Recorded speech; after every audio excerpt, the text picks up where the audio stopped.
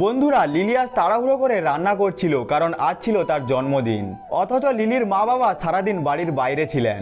রান্না করতে গিয়ে লিলির হাতটা পুড়ে যায়, কিন্তু সে মনে মনে ভাবে আজ যদি আমি সবকিছু নিজের হাতে করি তাহলে মা বাবা নিশ্চয়ই খুশি হবেন। রান্না শেষ করে লিলি কেক আর খাবার সুন্দরভাবে টেবিলে সাজিয়ে রাখে। তারপর অধীর আগ্রহে অপেক্ষা করতে থাকে মা বাবার ফেরার। একবার সে বাবাকে ফোন করে, কিন্তু কোনো উত্তর মেলে না। অপেক্ষা করতে করতে লিলি টেবিলেই ঘুমিয়ে পড়ে।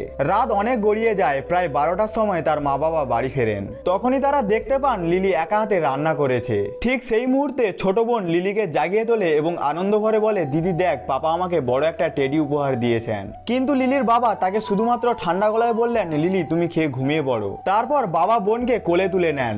লিলির মা যখন লিলির কাছে এগিয়ে যাচ্ছিলেন তখনই বাবা তাকে থামিয়ে দেন এবং দুজনে একসঙ্গে রুমে চলে যান। আর ছোট বোন লিলিকে উদ্দেশ্য করে বিদ্রুপ ভরে হাসতে হাসতে চলে যায়। সব দৃশ্য দেখে লিলির চোখ ভিজে ওঠে। মনে পড়ে যায় পুরনো দিনের কথা।